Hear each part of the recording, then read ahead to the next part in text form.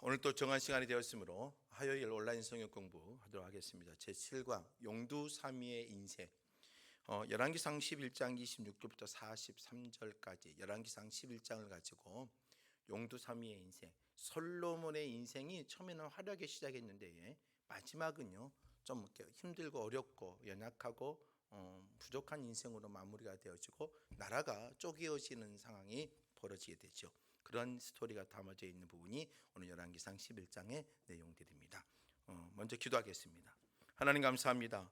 하나님 이 시간 함께하여 주시고 공부할 때에 지치지 않게 하시며 피곤치 않게 하여 주옵소서. 예수님의 이름으로 기도드립니다. 아멘. 먼저 학습 목표를 보지요. 오늘 이 11장을 통해서 뭘 봐야 되느냐, 하나님은 소명을 주실 때에 약속과 축복도 함께 주셔요. 하나님께서 우리에게 소명의식, 하나님의 소명의식 주실 때는요 그의 약속도 주시지만 또 축복도 함께 주셔요. 또 교만함으로 불순종할 때는요 그 대적자를 세워서 심판도 하신다는 거. 그래서 우리 어때요? 우리는 순종도 해야 되고 내 삶의 평가를 잘 해서 내 삶이 몰락되지 않고 내 사역이 무너지지 않도록 우리가 뭐예요? 끊임없이 하나님의 소명을 인식하고 하나님의 약속을 인식하고 나갈 수 있는 그런 사람들이 되셔야 돼요. 복습 1번입니다. 솔로몬은 노년에 판단력이 흐려져 이방신들과 우상을 쫓게 되어지죠. 그가 타락한 가장 큰 동기는 무엇이냐?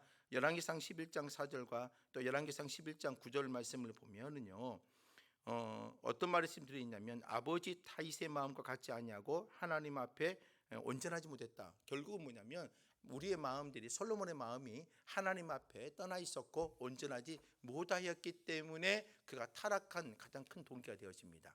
가장 중요한 건 마음의 문제지요. 마음에 좋은 걸 담아야 되는데, 마음에 아름다운 것을 담고 있어야 되는데 그렇지 못했다는 것입니다. 자, 그러면 이제 말씀 관찰 1번으로 가지요.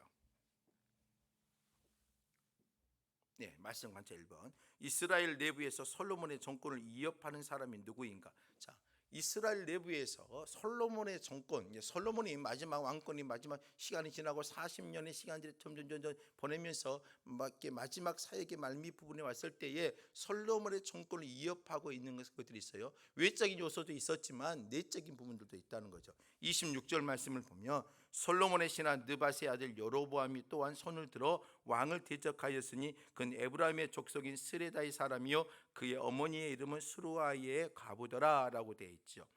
이제 이 말씀을 보면 여로보암이 등장합니다. 여로보암이 솔로몬의 좀 상당하게 내부적으로도 흔들게 하고 등장하는 큰 힘이 되어지죠. 한번 볼까요? 자, 이스라엘의 남쪽에서는 에돔의 하닷, 북쪽에서는 아람의 르손, 솔로몬을 군사적 외교적으로도 상당히 압박을 해와요. 지금 솔로몬이 하나님께 은혜가 떨어지고 우상을 따르고 영적 관계가 무너져 가면서 외적으로도 상당히 뭐예요? 솔로몬을 두려워하는 게 아니라 위협하는 존재들이 생기기 시작했죠. 또 이스라엘 내부에서는요 여로보암이 솔로몬의 정권의 정당성을 신학적으로 위협하고 있어요. 당신 하나님의 영적인 모습들이나 다윗과처럼 행하지 않는 모습들이 있어서 여로보암과 국민들, 백성들이 어때요? 반항하는 어떤 불평하는 소리들이 크게 나옵니다. 그래서 내부에서는 여로보암이라는 거죠. 이 여로보암의 이름 자체가 뭐냐면 백성이 번성하기를 원한다. 또 번성하는 백성이라는 이런 뜻이 갖고 있는 게 여로보암이에요. 이처럼 에브라임 지파 속의 세례대의 사람으로 솔로몬의 신하였지만 또 유능한 용사였어요. 이 유능한 용사인 여로보암이 내부적으로도 강력한 힘을 발휘하면서 일어서는 겁니다. 다음 페이지를 한번 보지요. 능력을 알아본 솔로몬은요 이 여로보암을 요셉의 족속의 일들을 감독하게 하고 하나님이 반역한 솔로몬을 벌하기로 작정하신 순간 잠재에 있던 대적자들의 실제적인 온수가 되어 나타나기도 하고 있죠. 지금 뭐예요? 솔로몬의 영적인 은혜가 떨어지면서부터 뭐예요? 내부적으로도 있지만 외부적으로도 상당히 뭐예요? 이 솔로몬의 어떠한 힘을 뺄 수 있는 적대적인 어떤 원수들의 모습들이 등장하기 시작했다는 거죠. 또 이스라엘의 오남을 품은 에돔의 핫닥과 시리아의 르손, 이스라엘을 견제하기 시작하면서 솔로몬의 절대적인 가나안 지역 통치가 점점점 약화되었다. 솔로몬의 힘이 약화된 이유는 다른 게 아니에요. 하나님과의 관계가 틀어짐으로 통해서 뭐예요? 내부적으로나 예부적으로나 이 솔로몬의 힘이 약화되어져 가고 있다는 거죠. 우리 앞에서 그 학습 목표를 봤듯이 뭐냐면 하나님이 우리에게 은혜를 주셨을 때는 그 은혜를 감당할 수 있는 힘과 은혜 다 주세요. 그러나 그 불순종하고 영적인 관계가 흐트러져 버리면 어때요? 우리에게 심판과 채찍이 다가올 수밖에 없다는 것이 이 솔로몬의 모습을 통해서 가르쳐 주고 있다는 것입니다. 그래서 그러나 여로보암이 끼칠 피해에 비하면 아무것도 아니었다. 이 일은 하나님이 하신 일이기 때문에 그 누구도 막을 수가 없다. 여로보암이 커서 피해를 주기도 했지만 가장 중요한 것은 뭐예요? 하나님이 하신 일이기 때문에 누구도 이 상황, 이 지금 주변 정세나 내부적인 어려움을 막을 수가 있는 것은 아니에요. 막으려면 뭐예요? 솔로몬이 모든 것을 다시 다 던져버리고 주님 앞에 회개와 용서를 구하며 돌아섰을 때에 이 상황은 또 반전이 될 거예요. 그러나 그렇지 못하면 이 상황은 끊임없이 막을 수 없는 상황들이 되어지고 더 어려움의 상황에 빠질 수밖에 없을 겁니다. 자, 말씀 관찰 두 번째로 가죠. 여로보암이 길에서 만난 사람은 누구인가? 그가 여로보암에게 한 예언의 내용이 무엇일까요? 29절부터 보지요. 11장 29절부터요. 그 즈음에 여로보암이 예루살렘에 나갈 때에 실로 사람 선지자 아이야가 길에서 그를 만나게 되지요. 이 아이야가 새 의복을 입었고 그 두 사람만 들에 있게 되어집니다. 아이야가 자기가 입은 새 옷을 잡아 12조각을 찢어버리지요. 또 31절에 여로보암에게 이르되 너는 10조각을 가지라. 이스라엘의 하나님 여호와의 말씀이 내가 이 나라를 솔로몬의 손에서 찢어 빼앗아 10지파를 내게 주고라고 말합니다. 자, 여로보암이 길에서 만난 사람이 누구냐? 만난 사람은 다음 페이지를 봐보죠. 솔로몬이 길에서 만난 아이야는 실로에 거하던 선지자였습니다. 여로보암이 길에서 만난 아이야는 실로에 거하던 선지자였죠. 그가 실로에서 왔다는 것은 뭐예요? 상당한 종교적 정통성을 암시한다라고 말합니다. 실로가 왜 그러냐면 실로는 한때는 여호와의 성막이 있었던 곳이에요. 또 에브라임 중심으로 한 북쪽 지방에 있으면서 실로는요 북쪽 지방의 종교적 중심지, 하나님의 말씀과 신앙의 중심지가 북쪽에 에브라임 지파 중심을 통해서 있었던 곳이 실로예요. 근데 실로에서 아이야가 왔다는 것은요 나름대로의 영적인 모습을 갖고 하나님의 말씀을 충만한 자라고 표현할 수가 있는 거죠. 아이야는 입고 있던 새 옷을 12조각을 찢어 여후 10조각을 여로보암에게 주면서 하나님이 이 나라를 솔로몬의 손에서 찢어 이스라엘의 10지파를 그에게 주실 거라고 예언해 줍니다. 여로보암을 만나서 아이야가 실로에서 온 아이야가 그에게 뭘 해요? 10조각을 찢어서 준 모습을 상징적으로 보여주죠. 그로 인해서 뭐예요? 이스라엘이 분열되고 나눠지고 여로보암이 이스라엘이 번성하게 할 수 있는 하나님의 사람으로 다시 한번 길을 열어가겠다는 것을 표현해 주고 있지요. 그 다음 페이지를 보죠. 그 이유는 자 이처럼 이렇게 나라를 이렇게 찢어서 두 개로 나눈 이유가 뭐냐? 그 이유는요 이스라엘이 하나님을 버리셨기 때문이더라. 나라가 쪼개지고 이게 분쟁이 되고 갈등이 된 것은 그 안에 주요 원인이 뭐냐면 하나님과의 영적인 관계이지요. 그래서 그 이유는 그들이 나를 버렸다. 33절에 기록되어 있는 것처럼 이방의 다른 신들을 경배했기 때문이라고 우리는 생각할 수가 있는 거죠. 하나님의 나라는요 가장 중요한 게 하나님과의 소통의 문제예요. 하나님과의 관계의 문제예요. 내가 내 삶에 어려운 일이 당하고 갑자기 생각지도 않는 어려운 일이 있다면 1차적으로 하나님과의 영적인 관계를 우리가 좀 점검하셔야 돼요. 예배, 기도, 인격, 삶, 우리의 모든 것들을 다시 한번 점검해 봐야 된다는 거죠. 자, 열왕기 저자는 솔로몬의 우상 숭배가 온 이스라엘 공동체를 실족하게 했다는 사실을 강조하고 있다는 거죠. 이 나라가 쪼개진 것은 솔로몬뿐만 아니라 이스라엘 백성 온 전체가 뭐예요? 우상 숭배의 나라가 되어져 갖고 영적인 은혜가 사라져가고 있다는 것을 단적으로 보여주고 있는 모습이지요. 또 솔로몬의 죄가 개인적인 문제로 끝난 것이 아니라 뭐예요? 온 이스라엘의 백성들에게 영향을 미쳤다는 거죠. 이 왕이 매우 중요한 거예요. 지도자가 매우 중요한 거고 이 지도자 한 사람이 잘못됨으로 말미암아 나라가 휘청하는 거죠.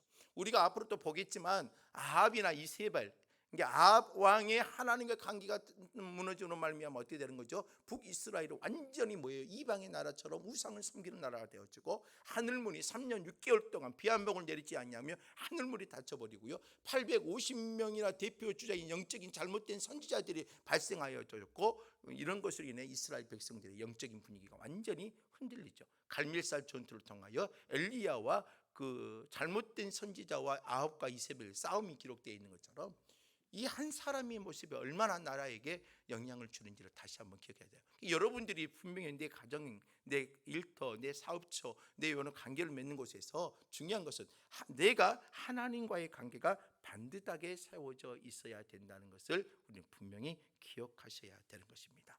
그 다음에요, 말씀을 관찰 세 번째를 보지요.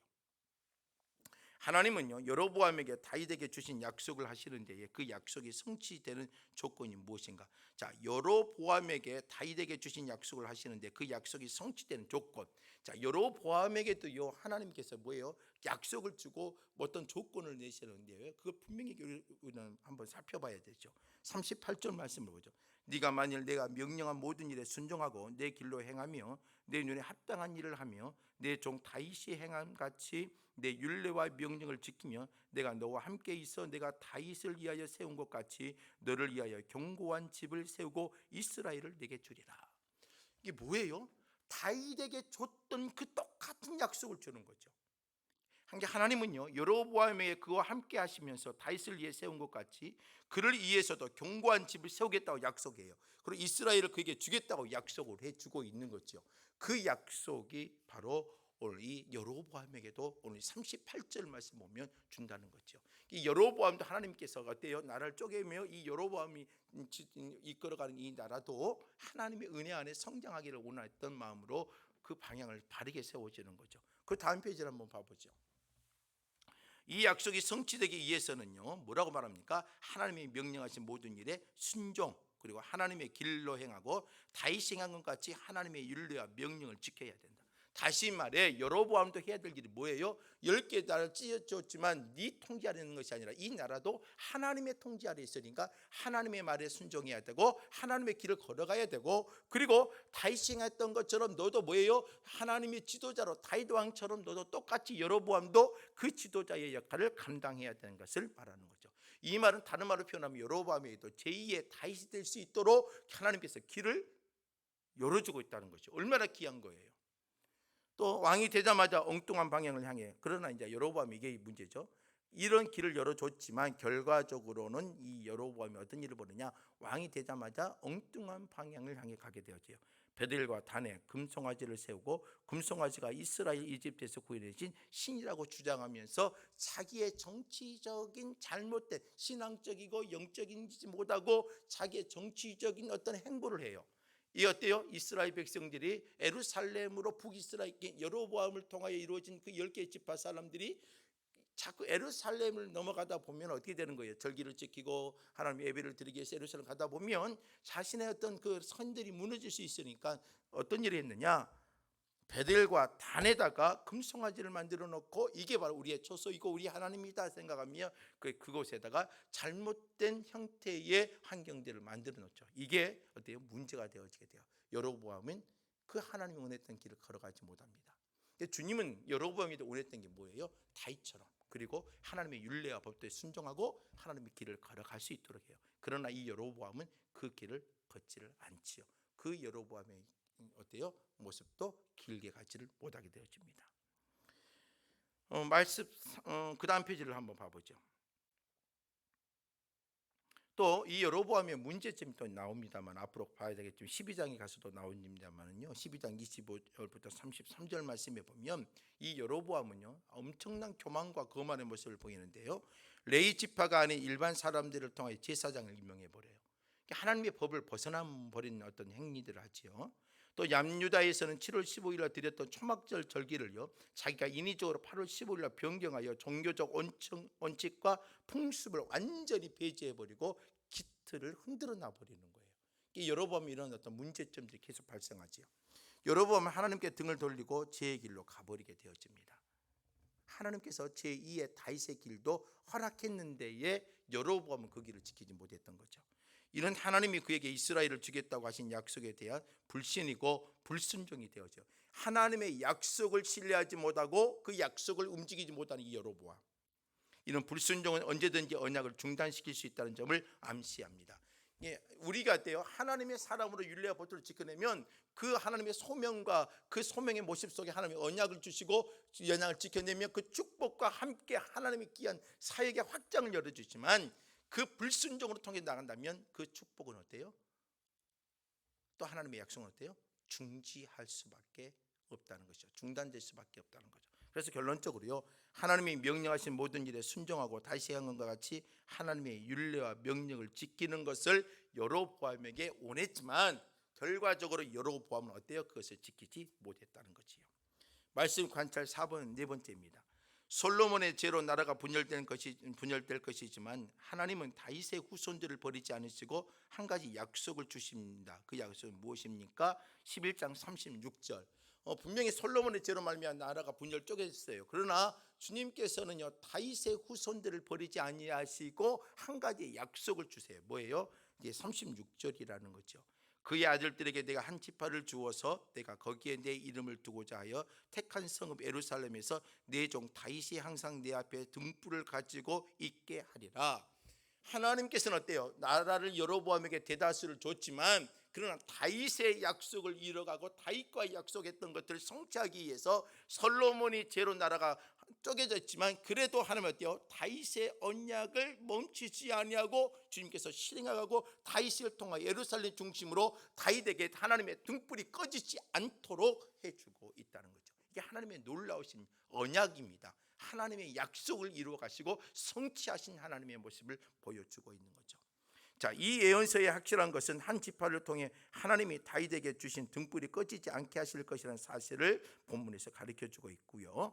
본문에서 등불은요, 다윗을 상징하는 살아있는 대리인을 뜻하는 것인데요, 이 등불은요, 하나님이 자기 이름을 주시기 위해 택하신 예루살렘의 영원한 빛을 발할 수 있도록 하겠다는 것을 약속해 주고 있습니다. 다음 페이지를 보죠.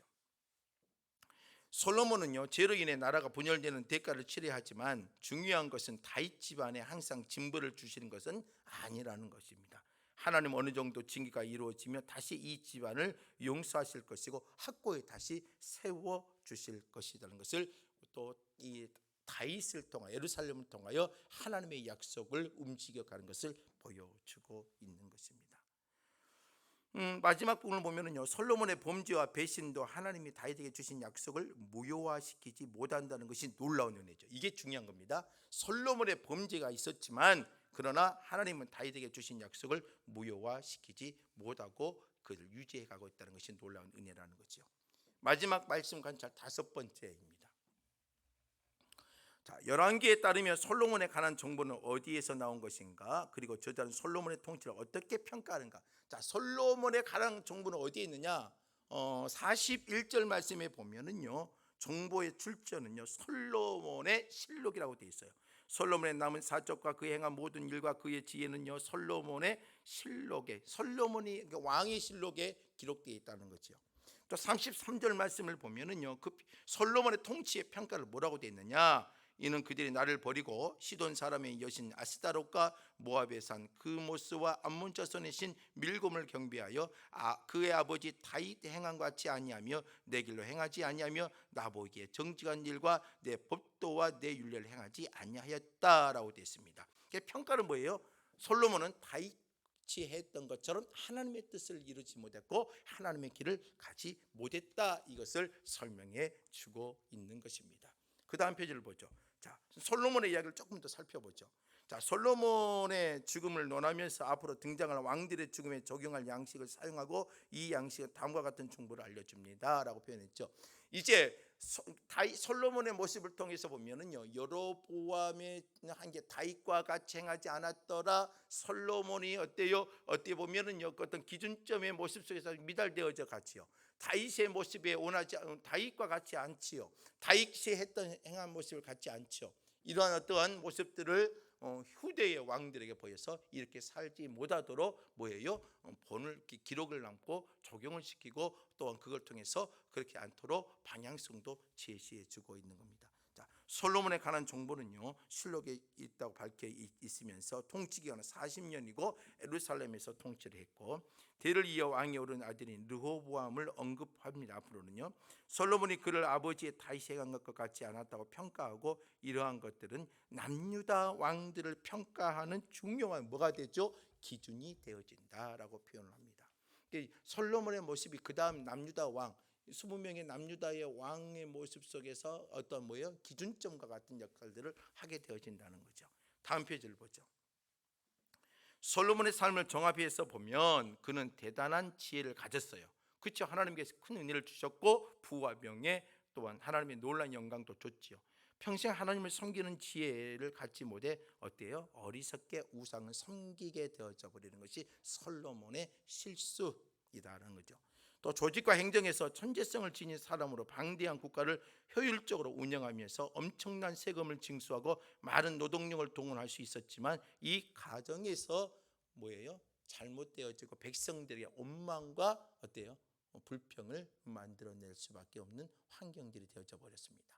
자신의 궁을 짓고 또 과도한 세금을 거두면서 자신의 힘을 과시할 때에 화려함을 추구할 때에 하나님의 은혜가 사라져버리고 백성들에게는 원망이 나올 수밖에 없는 현실이 되어져 버렸어요. 또 외교 정책에서는 능숙한 많은 애국 공주들과 결혼하는 거 뭐 할 수도 있지요. 그러나 국제 무대에서 자신의 입지를 확고히 할 수 있었으나 말년에는 그 아들이 그들을 몰락하게 만들어 버렸고 영적으로 무디어졌어요. 수많은 공주, 700명의 공주가 있었고 첩으로 300명의 첩을 뒀고 1000명의 여인을 통해서 뭐예요? 하나님의 은혜가 사라져 버리고 하나님의 법이 무너지고 약화될 수밖에 없는 환경들이 되어졌다는 거죠. 솔로몬이 외교 정책에서도 능숙했어요. 그러나 그 능숙함이 도리어 독이 되어져 버렸다는 거죠. 또 솔로몬은 한때 하나님께 도움을 청할 정도로 겸손한 사람이었지만 그러나 그 겸손은 어때요? 오래 가지 못했다라고 표현할 수가 있다는 거죠. 이처럼 솔로몬은요 하나님의 아주 영광 가운데 시작한 나라였어요. 그런데 그의 마지막은 어때요? 10개의 지파를 여로보암에 빼앗겨 버리고 하나님의 다윗과의 약속을 지켜내고 유지를 했지만 솔로몬은요 용두사미의 모습을 보이게 됐다는 겁니다. 오늘 저와 여러분들 마찬가지입니다. 하나님 주신 우리의 은혜를 있죠. 잘 지켜야 돼요. 그 지키면 우리가 더 큰 축복과 다양한 은혜로 다가오지만 하나님의 주신 소명과 하나님의 은혜를 지키지 못하면 도리어 우리의 징계와 채찍이 다가와 우리의 것들이 하나님의 은혜의 것들이 멈춰버리고 중지되어 버릴 수 있다는 겁니다. 오늘 저와 여러분 용두사미가 되지 아니하고 끊임없이 하나님의 귀한 일을 감당할 수 있는 우리 하나님의 일꾼들이 되기를 주의 이름으로 부탁을 드립니다. 기도하겠습니다. 하나님 감사합니다. 오늘도 하나님 공부할 수 있는 귀한 은혜 주시니 감사합니다. 다음 주 또한 이 시간을 기억하고 한 주간 동안도 믿음으로 살고 변함없는 신앙의 길을 걸어가게 하여 주옵소서. 이 모든 말씀 예수님 이름으로 기도드립니다. 아멘. 수고하셨고요. 다음 주 화요일 날 뵙도록 하겠습니다. 감사합니다.